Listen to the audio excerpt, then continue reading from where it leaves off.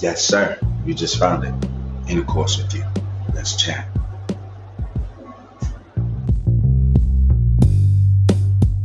Welcome to the Intercourse Show. I am your host, Mr. B. Today's reaction video, we discuss the Israel-Hamas war. Piers Morgan interviews a gentleman by the name of Bassem Youssef.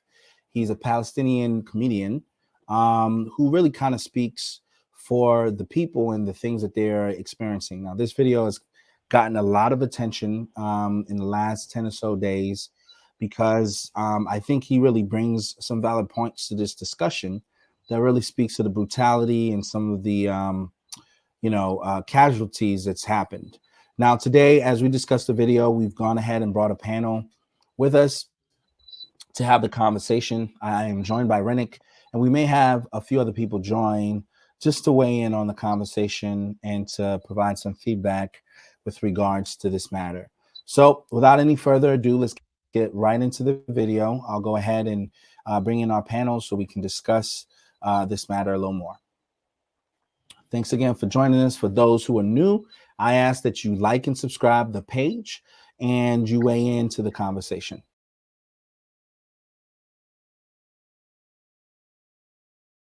Well, joining me now to discuss the conflict in Israel and Gaza is a TV host and satirist, Bassem Youssef. Bassem, it's great to have you back on the program. I wish it was under different circumstances. First of all, what is your reaction to what happened on October the 7th? Oh, it was terrible, of course. I mean, we kind of get our news kind of also secondhand because, you know, my wife's family, they live in Gaza. They have cousins and uncles there. And their house also was bombed. We haven't been able to communicate with them for the past 3 days. Communication are lost.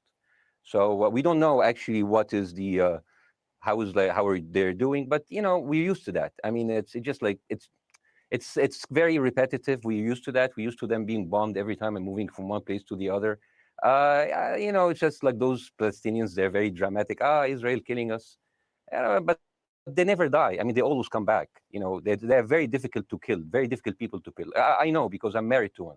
I tried many times, couldn't kill her. I mean, there's a dark humor there, and I understand why. Because it's not dark humor. I try to get to her every time, but she uses our kids as human shields. I can never take her out. Again, I understand the humor, but to be serious, Bassem, about this tonight, I will be serious. Now, I will be serious. I was watching your interview with Ben Shapiro, and I'll tell you one thing. Yeah. I think that Ben Shapiro is one of the smartest people who ever walked this earth. He's very, very smart. I follow him, and I believe everything he said. And when he came on your show, his solution was, and I quote, his solution was that the solution for this is for Israel to annex Gaza and to kill as many son of bitches as possible to make sure that this will never happen again. And anyone who called for a ceasefire will be a terrorist sympathizer. So God forbid, I don't want to be labeled as a terrorist sympathizer. So I agree with Ben Shapiro. I think we should kill as many son of bitches as possible. Well, let me, so far, but Bassem, let me... so far, 3,500 people were killed, including 5,000 son of bitches in the bombing of the Baptist hospital as we speak right now. 1/3 of those 3,500 were children. So my question to Ben Shapiro is, how many more son of bitches do we need to kill so Ben Shapiro is happy? Okay, because it changes Bassem, from 1 year. It changes from one. I'm sorry that. Please, I'm really at a disadvantage here. I'm looking at a camera. I don't see you. I can hear you on my. The reason I'm interrupting is I think you might be. I think you're conflating different interviews with Ben Shapiro. He didn't use the phrase "sons of bitches" with me. Let me play to you what he actually said on my show. He did. Go back to your interview. No, he didn't. That was another interview. But let me play what he said to me here. Well, frankly, I don't believe in proportionate response to terrorism. I believe that the way that you stop terrorism is with wildly disproportionate response. That doesn't mean in terms of targeting civilians. It means in terms of killing as many terrorists as humanly possible and allowing them to dictate the terms of engagement by hiding behind civilians in areas that they are supposedly responsible for means that the only option for Israel is to surrender to Hamas's hatred of its own citizens, its willingness to use its own children as human shields. No country worth its salt could ever do that. Now, that is substantively different to what you said he said, right? He's talking there but specifically about Hamas terrorists. I agree with him. The thing is, the question is, what is a proportionate response because Yes. it has been different from one tier to another. So if you look to this graph, for example, this is the death of Israeli and Palestinians, and it's changing from one year to year. It's like fluctuating like crypto. So my question is today, what is the going rate today for human lives? I mean, 2014 was a great year for Ben Shapiro. 88 Israelis were died, and there was 2,329 Palestinians killed on the other side. That is one Israeli for 27 Palestinians. That is a very good exchange rate. What I'm saying is, what is the exchange rate for today? So you guys will be happy. That's my question. Well, it's not me. It's not me, guys. I'm not on either side. No, not you. Like when I say you guys, I say like the people on the other side of that. I know that you don't think like that, Piers. You're one of the good guys. But let me tell you something. I mean, the reason that I'm using this is that, I mean, I can't remember what happened in 2014, and there was no music festival, but there must be something. I mean, they must do something. It is their fault. It has to be something. I mean, 2018, 300 Palestinians died. Who's counting? You know. So the thing is, what my question is, let's find what is the exchange rate for human life today, so we know, expect the future death of Palestinians, and we'll be happy to it. My response to that would be this, Bassem. I thought carefully about this because I think it's very tricky for people like me to immerse ourselves into a conflict where we're not directly involved. And I thought carefully about what I feel about this. I feel that the scale of what Hamas did on October the 7th supersedes anything else I've seen in this conflict, really ever.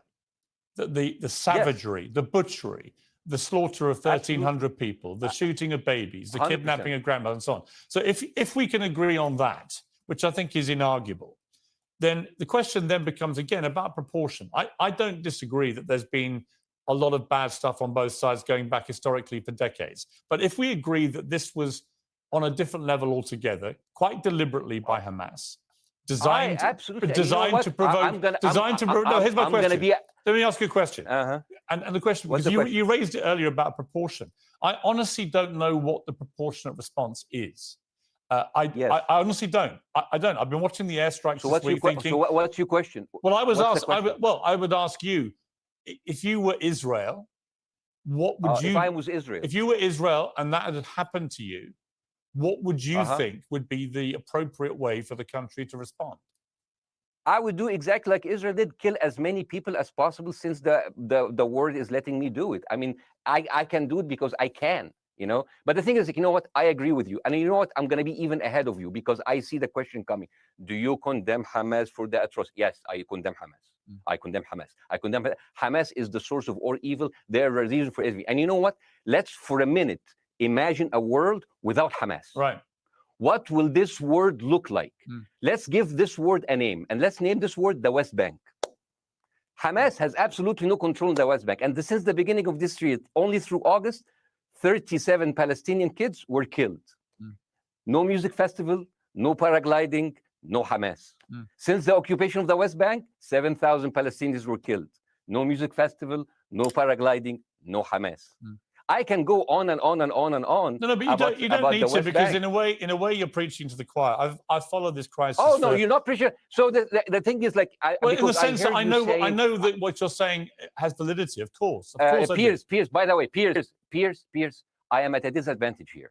I can hear you. I cannot see you. I am in a claustrophobic room, and so please cut me some slack and don't interrupt me and interrupt my point. Sure. So because this has to be fair. Understand. Because if you want to only hear your opinion, I can just condemn Hamas and go home. I can do that. So do you want to do that, or do you have a much more nuanced conversation? No, I absolutely want to have a nuanced conversation. I wasn't aware I was interrupting you. I thought I was letting you speak. Amazing. So let's. I mean, I would say I really applaud Israel for doing one thing that no military force in the world does. Because I heard Ben Shapiro and I heard Ron DeSantis, and they said Israel is the only military force in the world that warns civilians before bombing them. I mean, how fucking cute. That is so nice of them. Because with this logic, if Russian troops started warning Ukrainians before bombing their houses, we're cool with Putin, right? I mean, okay, Habibi, you have warned them, go invade. It's fine. You have done your job. I mean, the thing is, and I understand, and I also heard Ben Shapiro talking about Human Shield. So you remember my wife's family, they live in Gaza. So I asked them, I told them, when Israel give you the nice warning, the cute warning, Does Hamas force you to stay in your home so you can be bombed and use as human shield? You know what? Hassan here, my wife's cousin. He's a loser. You know, he told me. You know, when I asked him, does that happen? He told me no. The lying son of a bitch lied to me. I told him, you don't understand. Ben Shapiro and Ron DeSantis keep saying that Israel warned you and Hamas asked you to stay put. So I told you he's a loser. He never kept a job. He even like failed in all of the interviews to become like a human shield. I would believe Ben Shapiro. Let me ask you this, so let's go with that. No. Let me ask you at some point, I must be able to ask you questions. It's not a monologue for you, Bassem. If we agree that for the 14,000 casualties, I mean, who's counting? Our human shield. Does that mean that every single one of those civilians was standing, obscuring a military target behind them? Because that's a lot of weapons. I mean, Hamas is packing. No, of course it doesn't. And look, so there's some collateral damage, lots of collateral damage. Yes, it's fine. Yeah, you kill some to save some, and then kill some more. Yeah, I agree. Yeah. Well, let me ask you this again. It comes back to proportionate response. When the world decided it had to get rid of ISIS because of the appalling butchery they were carrying out, it did so by also killing, very sadly, a lot of civilians along the way by doing airstrikes against places which but killing civilians are inevitable. You said that in the beginning. My point is, it's inevitable. Yeah, but once Israel has decided that they want to get rid of Hamas, and Hamas is embedded with civilian population, I'm very concerned about what's going to happen next. I've written a column tonight saying, I remember the Iraq war, which I opposed, right? I remember all this. So my question for you is, what would you think would be an appropriate response by Israel to what happened? Well, these are years of disproportionate responses of Israel. Right. Did it solve the solution? Did it solve the problem? Did it work before? So it will work. What will be the surprise this time? What will be the twist that will make this work this time? What will be different this time? Seriously, I mean, like, this is only the last 15 years. I mean, because it's too many papers. I just got this. But how will this be different? And the thing is, I am so glad in the introduction that you mentioned the Iraq war. I applaud you, Piers, for saying that, because you were honest about it. You said that spreading lies like WMDs made people look at those people as less of humans, and they would accept the death of 1 million Iraqi, whether by sanctions or by invasion, right? You are a good man. This is amazing. And you know what is similar? Is when you spread the lies of 40 decapitated babies, although it was refuted. So what happens when people hear that, killing babies is horrible. But when you say decapitated 40 babies, you are planting a certain image who has said that? Trigger in people's mind. Who has said that? Who has said 40? Who has said that? You have said 40 decapitated. Who has said that? You have repeated. No, I haven't. What? I've never said that. You haven't said on your show 40 decapitated babies? Never. Ben Shapiro didn't say it? No. Ron DeSantis didn't say Nobody has said it? Okay, Piers, no, nobody said it? No. Oh, okay, maybe I am wrong. Decapitated. Here's you're wrong. I've never said that. What happened, no, you're wrong. But the thing is, when Iraq, the thing is, the same thing is happening in Iraq. Ben Shapiro once tweeted, not even about Gaza, about the West Bank, when Israel continued to build the illegal settlement. He said, 2017, Israel likes to build things, and Arabs, not Palestine, not Hamas, Arabs like to bomb crap and live in open sewage. Yeah, I thought that was very the Israeli defense minister, he said, those are human animals. And the thing is, Ben Shapiro should know better, because, long before the Holocaust, before Jewish people were thrown in the gas chambers, the Nazi propaganda called them rats. Now, as a human being, I would never accept that another human being being thrown into a gas chamber, but a rat, kill 10, kill 1,000, 3,500. They are son of a bitch. They are human animals who live in open sewage and decapitate babies. And because of that propaganda, Mr. Morgan, that guy in Illinois, the 71-years-old guy, he killed, stabbing the 6-year-old Palestinian kid in Illinois 26 times. And he used to play with him. They used to be friends. But he went in, marching into their apartment, stabbing his mother and killing him, shouting, all Muslims could die. Yeah. It took you 80 years to change one word from Jewish to Muslim. And then you transferred your guilt to us and took away our land. Bassem, let me ask you a question. That deal sucks, man. Let me ask you a question. How do we get from where we are now to peace? Well, first of all, you need to change the perception. Nikki Haley, the American presidential candidate, said, "We are in Israel in this because it's a fight between evil, good and evil." Now, if you already decided someone is good, he can do no evil. And if you decided someone is evil, it's good to kill them. Killing them is good.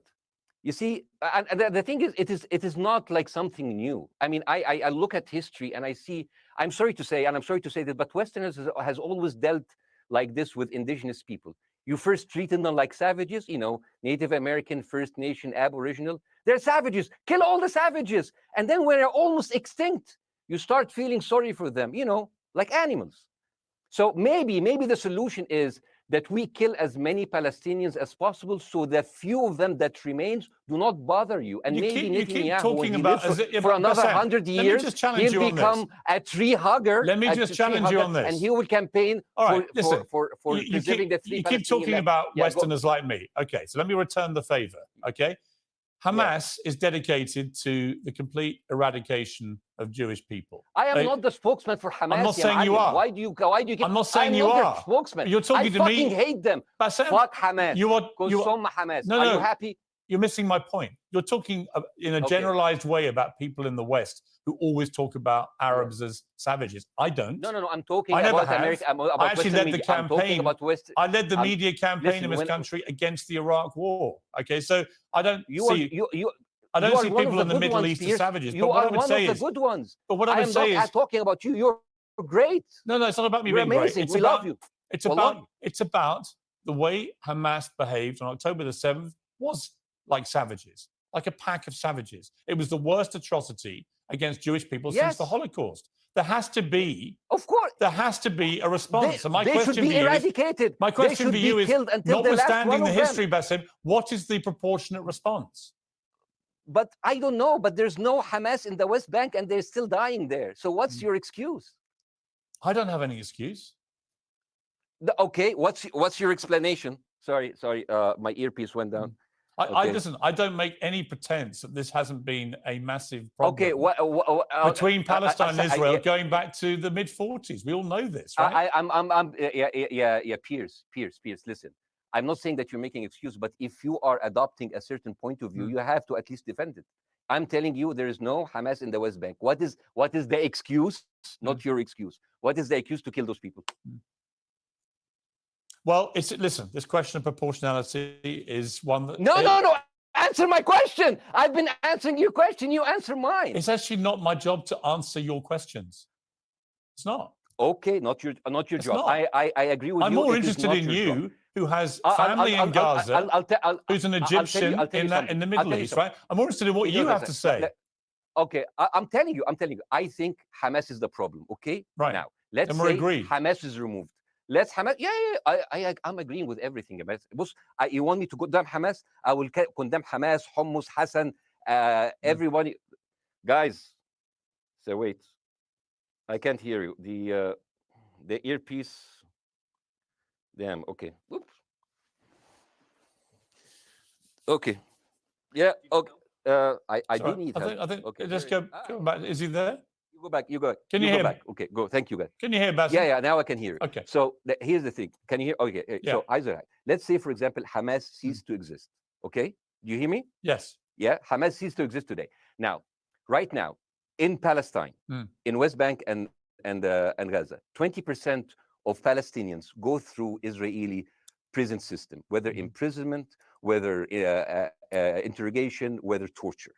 And the rest of them, they live a life of daily loss of land, of homes, of life, and they are suffocated by this. So let me ask you something. If you are a Palestinian living into these conditions for decades, would you sympathize with your oppressor, or sympathize with the people who claim they resist them, even if they are terrorists? I have made no secret that I think the conditions Palestinians have had to exist under are completely unacceptable. I've said that for years. So the question then becomes, how do you forge peace between two warring parts of that region who for decades have approached peace, in my view, with mutual sledgehammers, with no actual desire to have peace? And I think it comes down in the end to great leadership.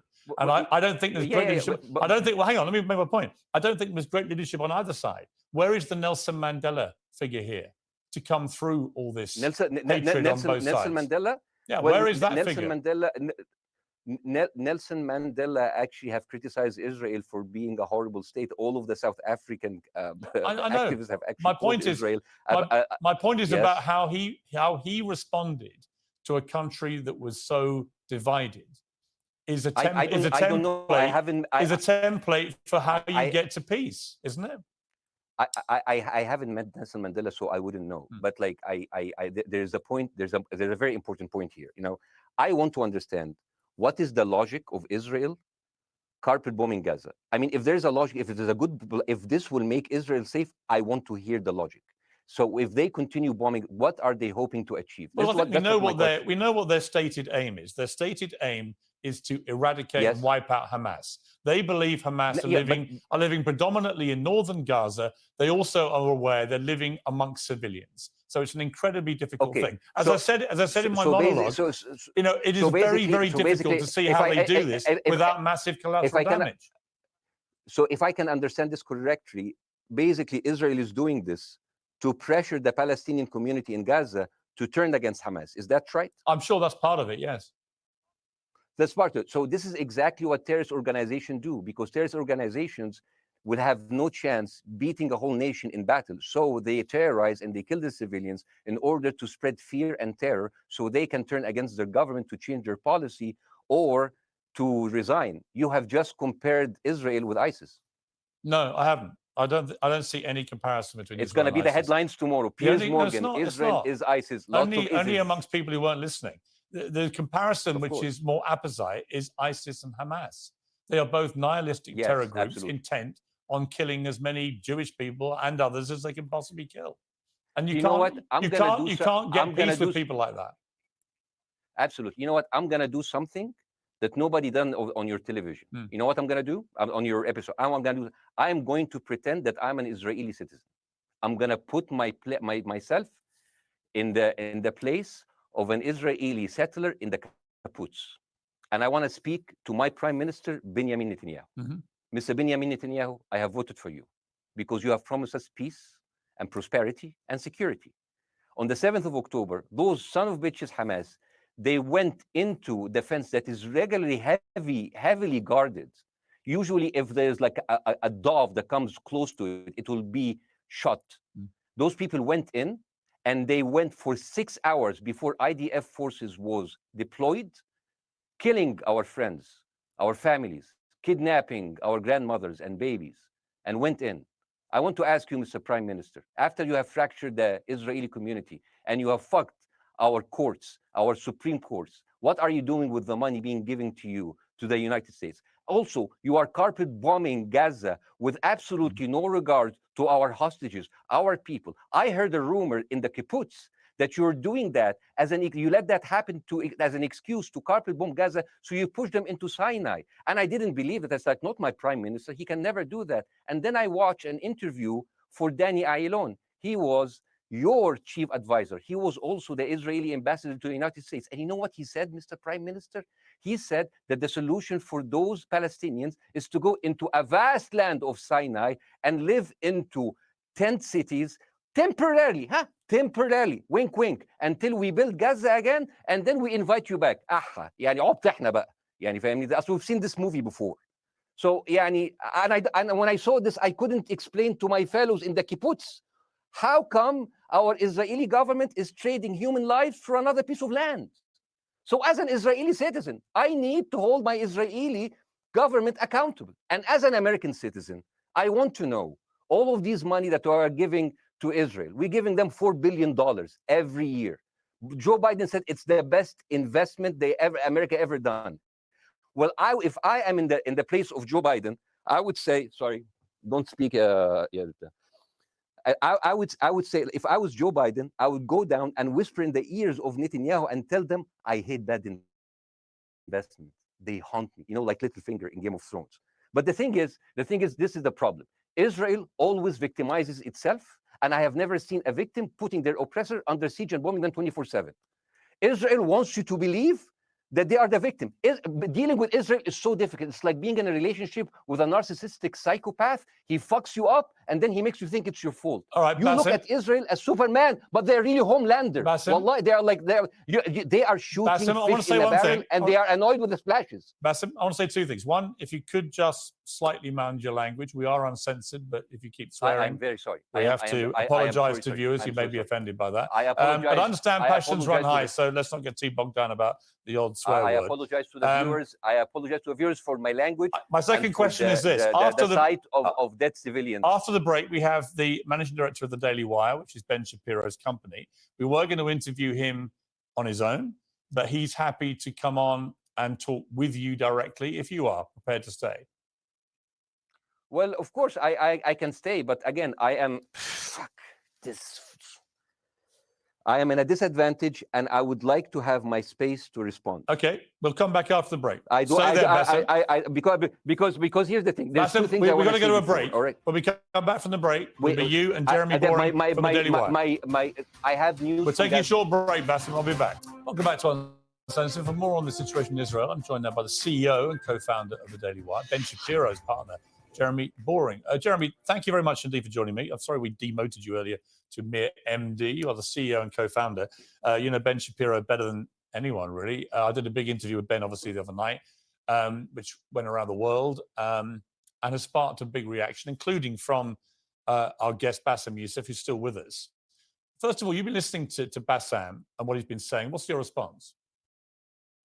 Well, first of all, I make it a point not to speak for Ben Shapiro. He's got a 20 IQ points on me and speaks for a living professionally, so he's much better prepared to defend himself. But as his business partner, as his best friend, I do feel like I have to respond to the things that Bassem was just saying. First of all, the question of how many sons of bitches have to be killed in order to end this conflict, I suppose that the answer is as many of them as it takes. That doesn't mean that I or Ben or any decent person in their right mind is happy with the killing of civilians. I posted at the very beginning of this conflict that a woman or a child blown apart in Gaza is just as tragic as a Jewish baby killed in one of the settlements. That doesn't mean that Israel's actions and the actions of Hamas are morally equivalent.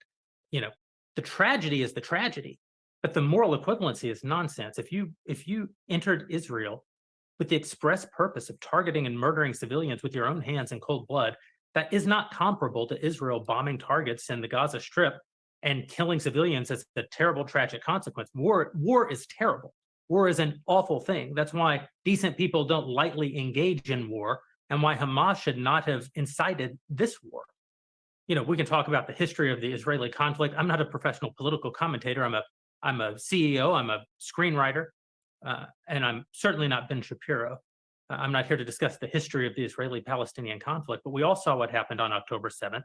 And the idea that Israel was not going to react severely to that, or that Israel should not react severely to that, is ludicrous. And the idea that Ben Shapiro should be a moderating voice, that Ben Shapiro should be, saying, no, Israel should not respond in this situation, that's nonsense. So let me ask you though, Jeremy, the question which I think is the big question.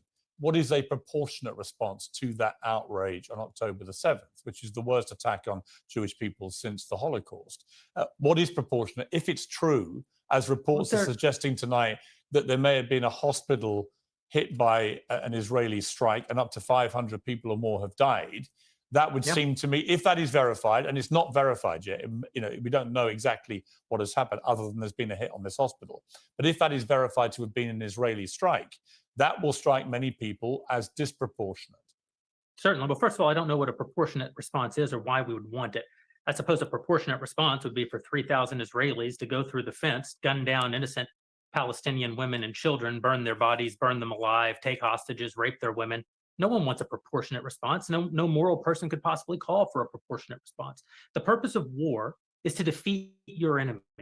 The West has, in my lifetime, forgotten the purpose of war because the true cost of war is so terrible. The last time the West engaged in war and won it was World War II, and they did it through incredible brutality. They did it by bringing their enemies to heel. That is not a thing to. That's not a thing to rah-rah about. That's not a thing to look forward to. As I said, all decent people should avoid war. But I think the sort of lie of the post-World War II, the post-war consensus lie, is that somehow war in which you kill a bunch of people and don't secure victory is morally superior to war where you do secure victory. I would say that the only way to morally justify a war is to win it. Otherwise, the very argument that brought you into the war, this enemy must be defeated, ends up being proven a lie. I mean, Afghanistan, I think America had every right to go into Afghanistan. The Taliban was harboring Osama bin Laden and Al-Qaeda. Al-Qaeda flew planes into buildings in the United States, killed thousands of our citizens, brought the nation into untold agony, pain, and horror. America had every right morally to go in and destroy the Taliban and destroy Al-Qaeda. Yeah, but I would argue, the Taliban now rules in Afghanistan. The war was not won. But that's my point, actually. I've done a column about this tonight for The Sun here in the UK, which is I was editor of a newspaper when the Iraq war happened. I opposed it very aggressively as the editor of the paper. And sadly, we were borne out by events. It was a complete disaster, the Iraq war, in my view. It was illegally contested, I think. And the consequences were appalling in terms of loss of life, 1 million people, in terms of ISIS being allowed to breed and create their merry hell around the world, in terms of complete dismantlement of Iraq itself as a functioning country. And I think Afghanistan, again, 20 years of attacking an enemy, which is now running the country again, seemed to me, again, to be kind of pointless. And I do wonder whether Israel, in its blind fury, which I completely understand, has thought through the consequences of actually launching a full air, ground, and sea offensive into Gaza as to actually what happens at the end of that. Well, I suppose Israel wasn't really given the opportunity to fully contemplate what the consequences of that action might be, because Israel didn't instigate this war. This war was instigated by a horrible terrorist attack on Israel, and a state is put in a position where it has to respond. Now, one might argue that the very fact that Israel has yet to actually launch their ground invasion means that they are actually making a calculation about what the cost will be, what victory looks like. Any rational person, any decent person can engage in a conversation about what is the appropriate response for Israel. Of course they can. But this sort of moral equivalency thing, I don't think is a sign of decency to engage in a conversation about moral equivalency. Let me bring Bassem back in. You've been listening to this, Bassem. What's your response to what Jeremy's been saying? I'm sorry, I didn't catch the gentleman's name. It's Jeremy Boring. He's the chief executive of the Daily Wire and co-founder with Ben Shapiro of the Daily Wire. Hi, Jeremy. Please say hello to Ben Shapiro, and please tell him that I do think he is the smartest person to ever walk the earth. Thank you so much. So, as response to Jeremy, I agree with everything you said. I mean, what is disproportionate? I mean, he just used the examples from Second World War in America, showing that civilian casualty is. I mean, I heard his voice. He was very sad, and as he was telling us, it is so inevitable to kill so many civilians because it's something that we cannot avoid. I hear the sadness in his voice, and I know that it's a very difficult decision to kill all of these civilians because that's for a higher cause. And I understand, but my question, I have two questions. The question is, how can you justify the killing in the West Bank where Hamas does not exist? And if the disproportionate response during over all of these years have actually worked, what will be new this time that did not happen before? I just want to. That was my question. Okay, that was my question. I'm gonna. Okay. So now, if I ask the question, can I say something on my side? Well, Bassem, with respect, a little bit personal. Bassem, with respect, I gave you half the show to have your side. Jeremy's had a lot less time. I'm going to have to. You want me to leave? Bassem, I'm going to have to let you go because we've been on there with you for 40 minutes. Okay. Bye. But listen, bye. I would like to talk to you again, and thank you for joining the program. I appreciate it. Oh, by the way, my wife's family is all right, and they sent us a house. It's bombed. It's beautiful. It's going to be a good like Halloween theme. So I'm very sorry for what your family are going through in Gaza, and I mean that very sincerely. By the way, I don't know. I don't know I don't know him. By the way, I haven't actually met them. They didn't even come to my wedding. They couldn't because they are stuck in Gaza, and she never saw them because Gaza is not a destination. Bassem, as I say, we hear their voices, and it's they die. It's fine. It's fine. Bassem, I wish your family all the very best. Thank you for joining me. I appreciate it. I don't. Thank you.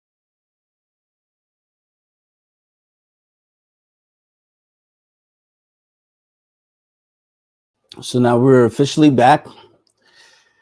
And I let the whole video play out because obviously I wanted everything to be said in context, and so we can kind of understand the various viewpoints on this. initial thoughts of the video.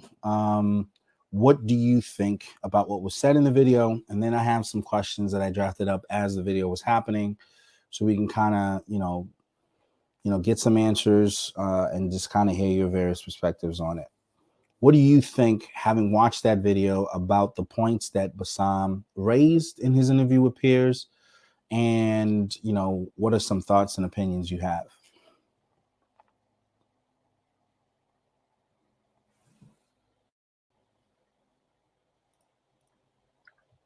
You're asking me, right? Yep, go ahead. Yeah. So,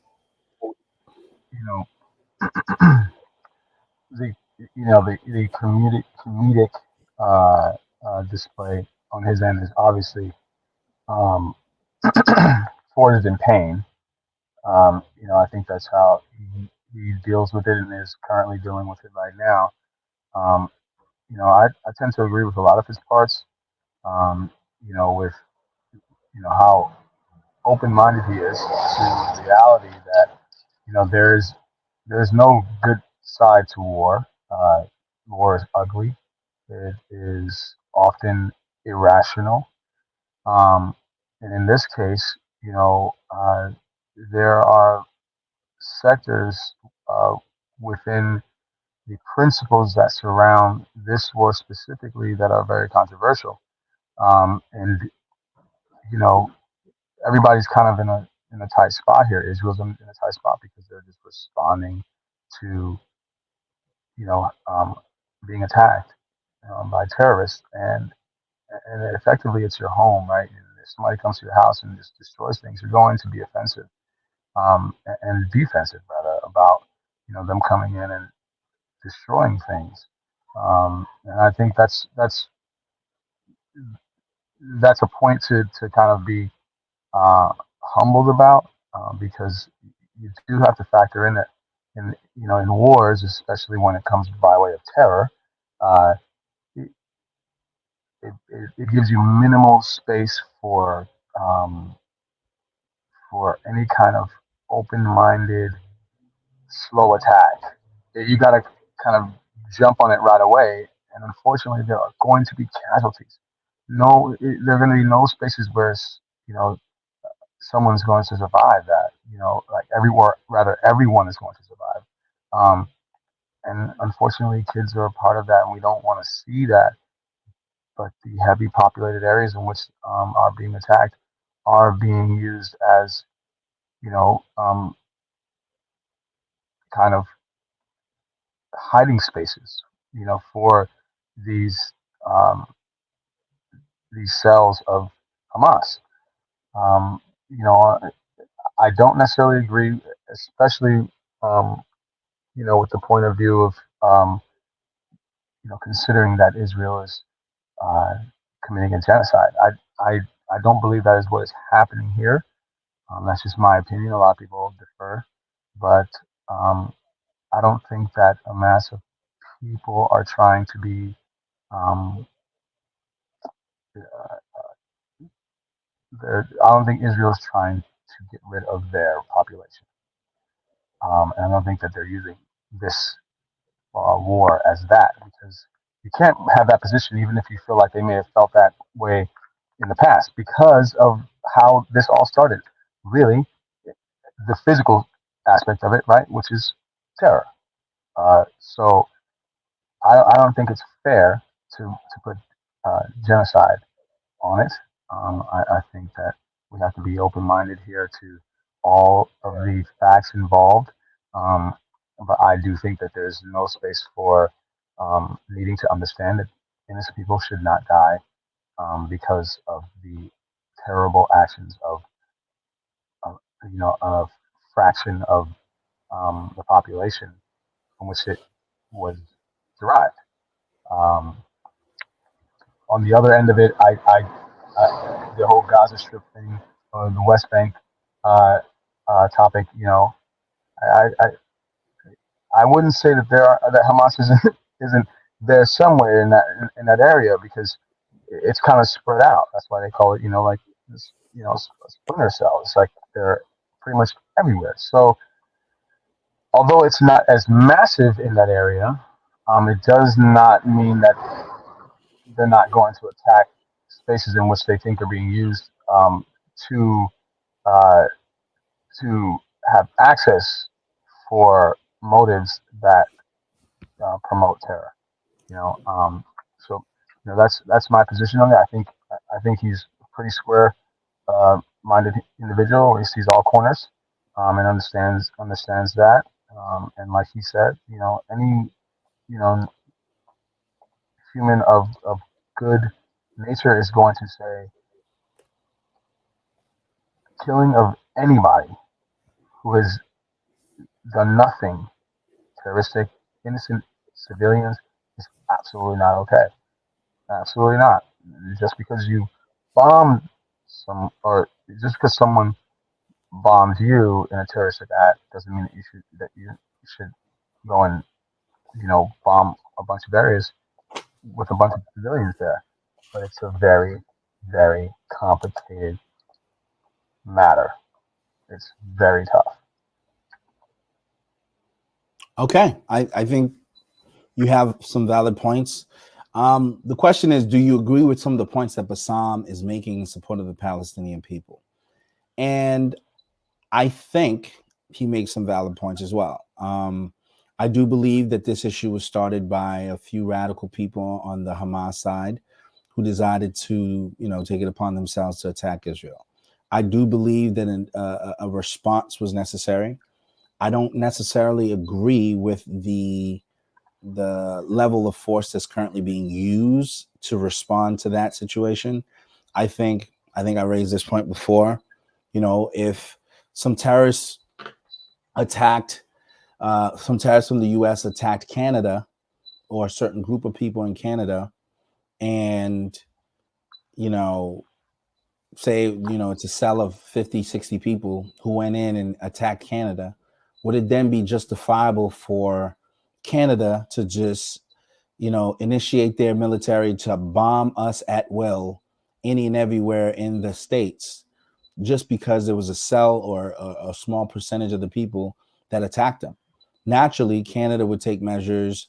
They would have special forces go in to identify the people related to the terrorist attack and then essentially deal with them individually.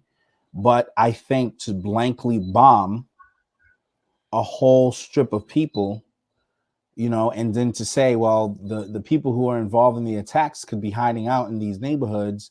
And so therefore, the way to get one of them is to potentially kill everyone in that neighborhood because they're using these people as human shields.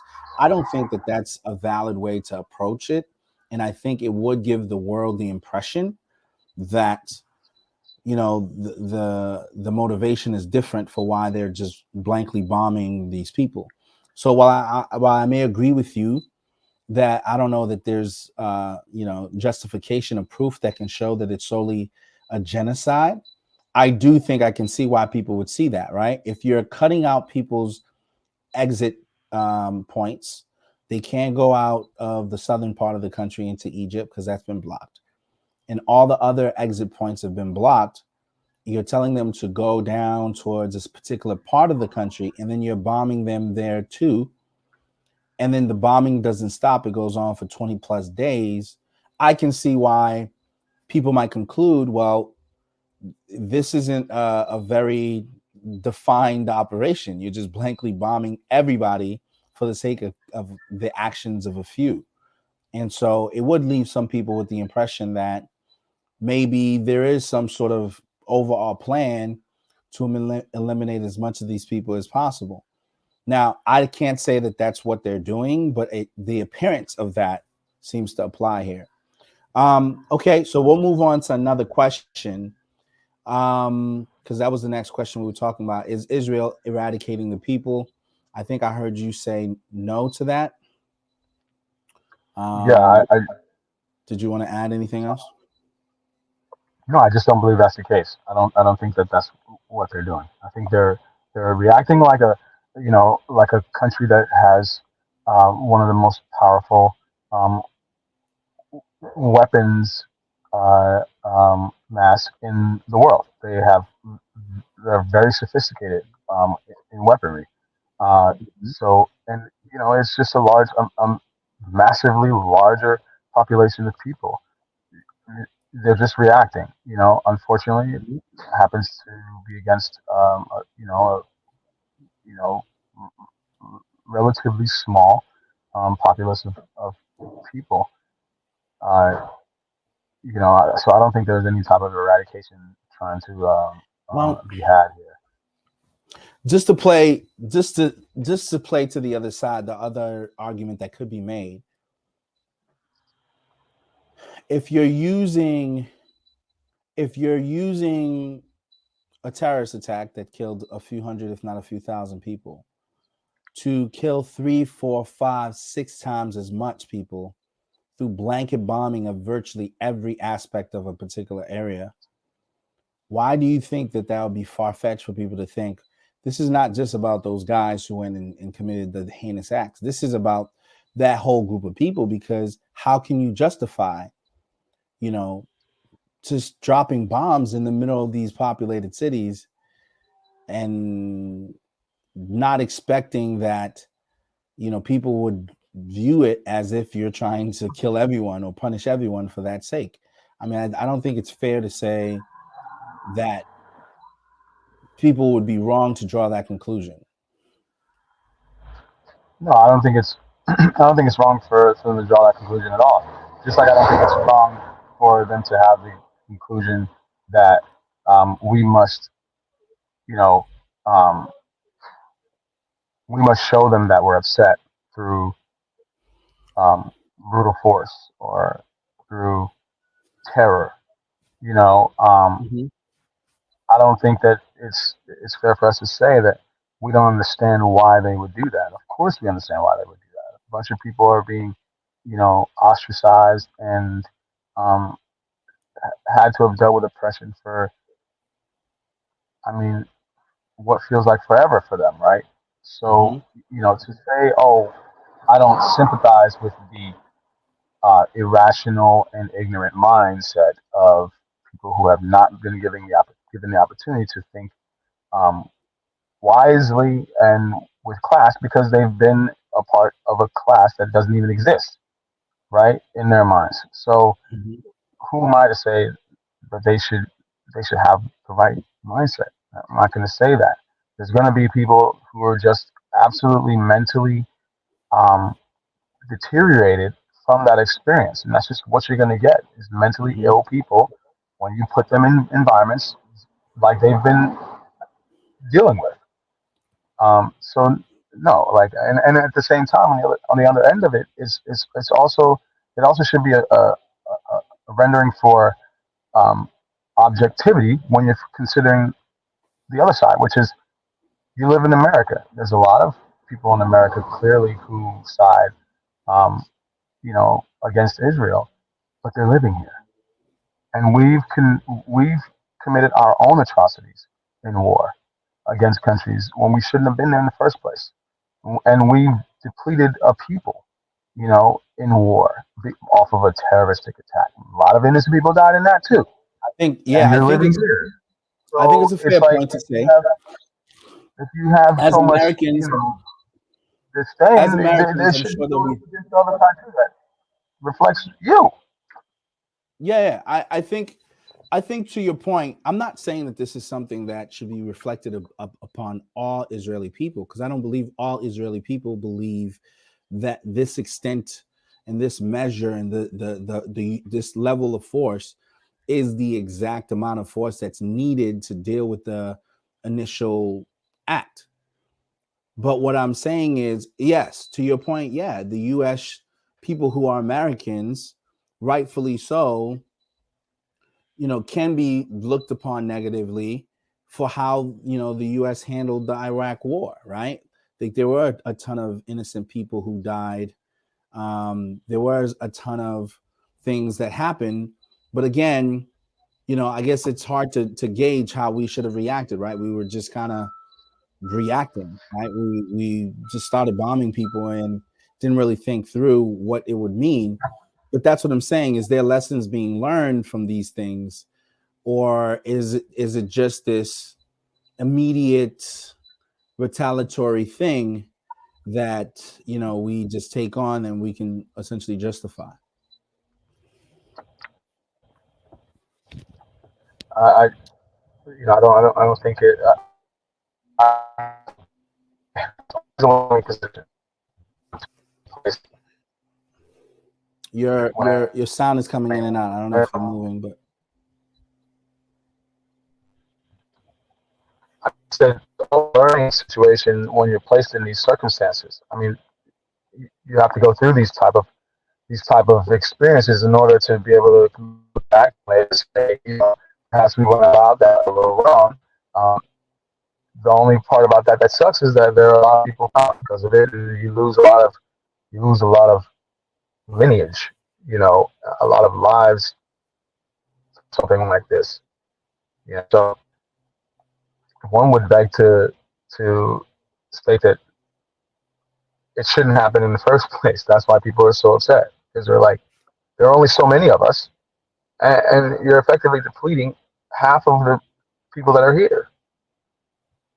You know, so it's tough, man. It's tough. it is. So my next question is, how do you feel about how Israel is handling the war with Palestine? Obviously, I think we both agree that a response was needed, but now that they're in a full-blown war, how do you feel that they are currently doing in terms of how they're handling it?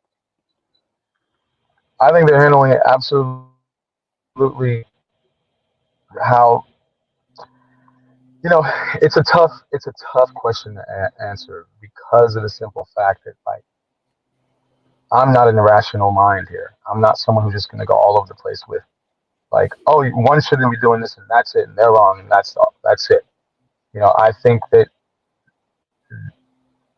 there should be measures taken to calm things down. It shouldn't have got to the place that it is now. There should have been active plans put in place years and years ago to deal with Hamas, because you already knew they were there. They didn't just pop up yesterday. So if countries plan for moments like this, if there ever was an attack on us, how do we deal with the Axis? In this case, there should have been a plan there. They should have had something in place to where they can effectively fight back and risk minimal amount of civilian lives in that effort. They didn't do that, and now we are where we are. You know, so I don't necessarily think that that they're completely wrong, but the handling of it is absolutely negligent. Of course, 100%. You know, they didn't have a strategy in place, and now there's a lot of suffering happening. But I'm not going to sit here and say that Israel is completely wrong for fighting back. Like, I'm not going to say that, because it's that would be negligent of me. That would be partial of me, right? Like, I don't want to say I'm impartial, but, like, I do tread with reality here, which is that something happened that was terrible. They're responding to that. Unfortunately, they didn't have a plan in place. You have to just put the blame where the blame is deserved, but at the same time, you have to have a rational state of mind to say they can't just sit back and just not do nothing. Like, they can't sit back and just have no response. It's just not reality. If you think that way, you're living outside of reality. If you think that people weren't going to die because of that happening, you're living outside of reality. That's just not going to be the case. Like, it isn't. And you have to have a state of mind to say, I am living in a place of well thought out analysis that says it could have been handled better, but I can't say that they shouldn't have a response.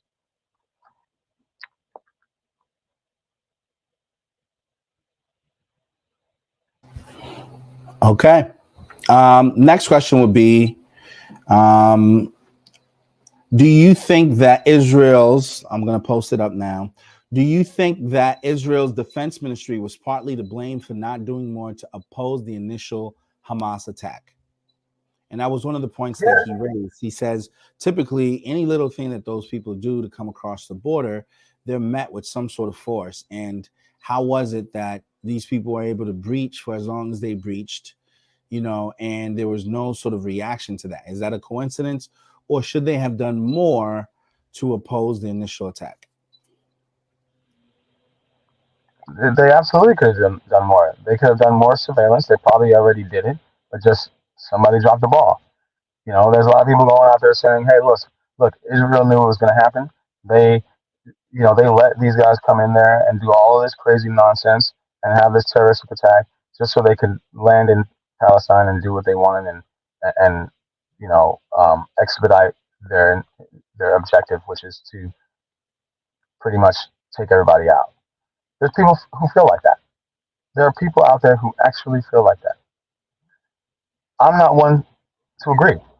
You know, I think that they may have known that they were planning something, just like we knew there were plans out there to come and attack us. We just didn't know how it was going to go down or where it was going to go down necessarily, right?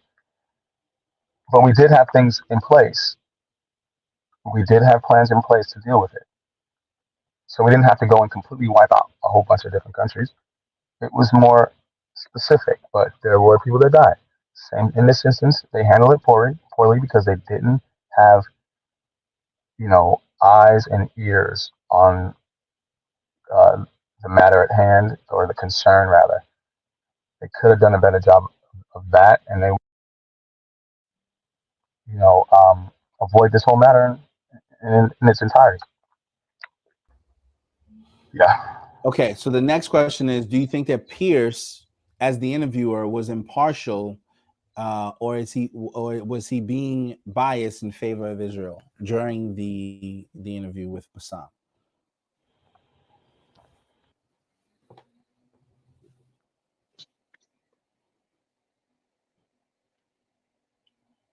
Did you hear the question?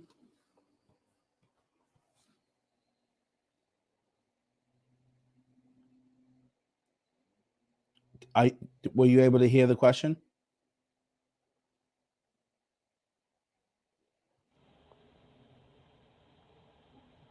I don't know if Rennick's having a bit of mic issues there. Are you with us, Rennick, or? Yeah, I'm here.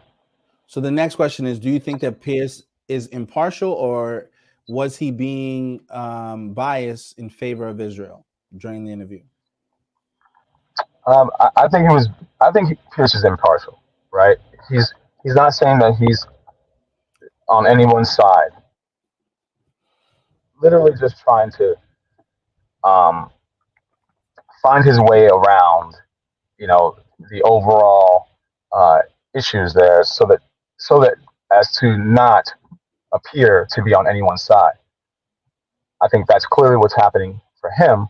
But at the same time, as anybody else would, he feels terrible about what's transpired, and he's saying, "Hey, if who started it?" I think that's his approach: is who started it, and we should be talking about the person who started it, because now we're in a whole big old fist fight, and nobody wants to take account to the fact that sometimes a smaller guy will mess with a larger guy, and then all of a sudden didn't realize that he was not making the best decision, and now we're in a big old fight, and then everybody says, "Oh well, he should leave him alone now because he's already winning." But that's just not how it goes, and I think that's his positioning on it, is that he's trying to just say, "Hey, look, I get where you're coming from, but can we talk about how this all started as opposed to not?"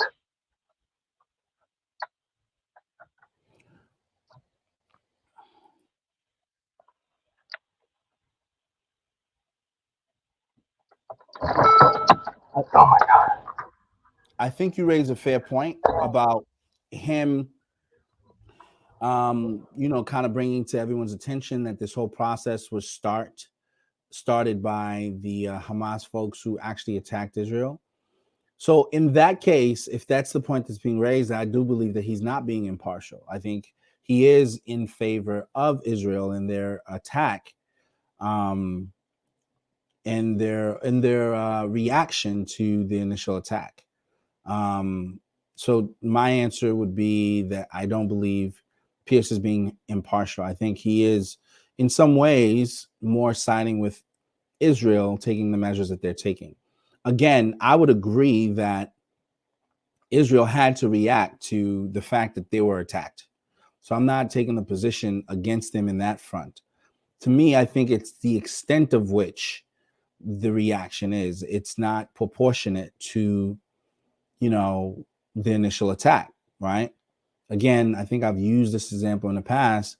If somebody slaps you and you slap them back, essentially you're even with them.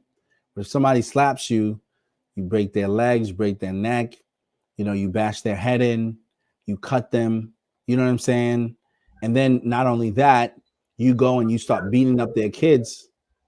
At that point, I can see why some people will say, okay, yeah, the person slapped you, but why did you have to hit their kids as a result of them slapping you? Why did you have to kick the wife in the stomach? Like, why did you have to push the grandmother down the stairs? Like, you know what I'm saying? Like, you slapped them back. So why are you like attacking the whole family as a result of the initial person slapping you? And I think that's where people are. Like, they feel like, okay, Hamas was wrong. I think a lot of people are admitting to that. Even Bassem did. He condemned the attack. But what he's saying is, man, like, how are you now attacking everybody in the guy's family, people who had nothing to do with the actual attack? How is that fair? So, I don't believe he was necessarily being impartial on that front, because I think that's the point that Bassem was trying to raise in his response. Right now, that being said, there are some legitimate arguments to be made about the land and the disputes about it and the resolutions that was drafted as a result of those disputes.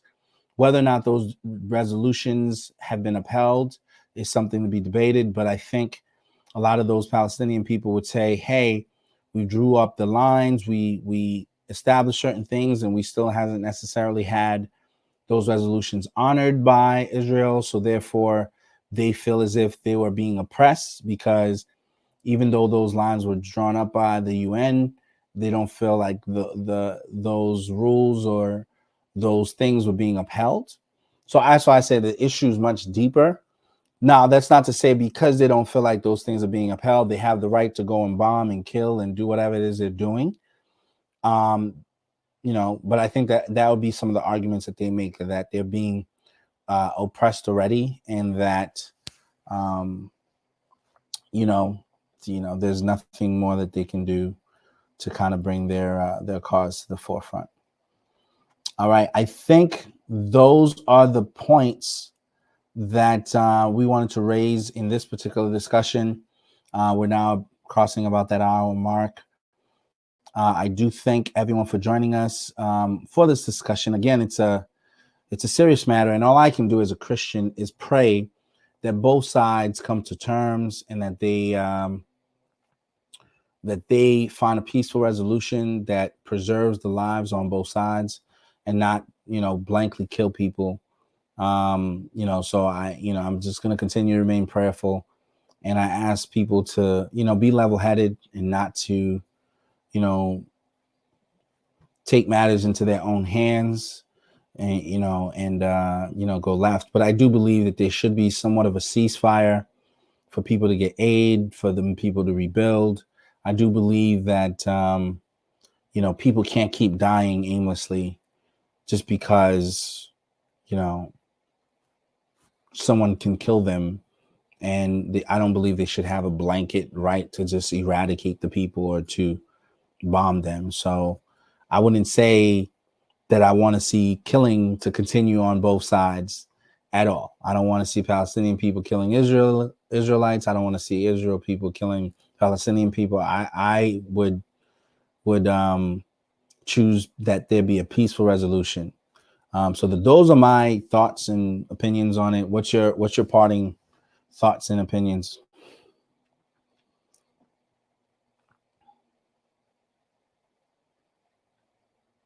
Hello? Can you hear me? Yeah, go ahead. Yeah, I was saying, what's your parting thoughts and opinions? It's a tight spot for everybody. It's a very contentious subject matter for a lot of people, and you don't have to be Israeli or Palestinian um, to feel for what's going on down there, and also to have a very spirited position and opinion on it. I think after days and days of watching, try to have debate, the fact that it's never staying within that space, always going towards argument, tells you how passionate people are about what's going on down there. And the only thing I can suggest is that it takes some time to consider the other side of the spectrum, while as well keeping that passion for our own perspectives that are related directly to our own emotional connection to what's going on. So with that said, I say peace and love. Peace and love is ultimately the key words for how we need to go forward with this, and consider that. How do we get there? How do we get there? Because that's all that matters. Yeah, I agree. Well, we thank you to our viewers. For those who have not liked or subscribed or joined our community, we ask that you weigh in and to share your voice, because your voice does matter. So thank you to everyone watching. Thank you for the people who weighed in. Thank you, Renick and others who weighed in on this. And let's just continue to be prayerful that a peaceful resolution will be found for this particular situation. I pray that God's hands is on it and that he allows cooler heads to prevail. All right, guys, we are out.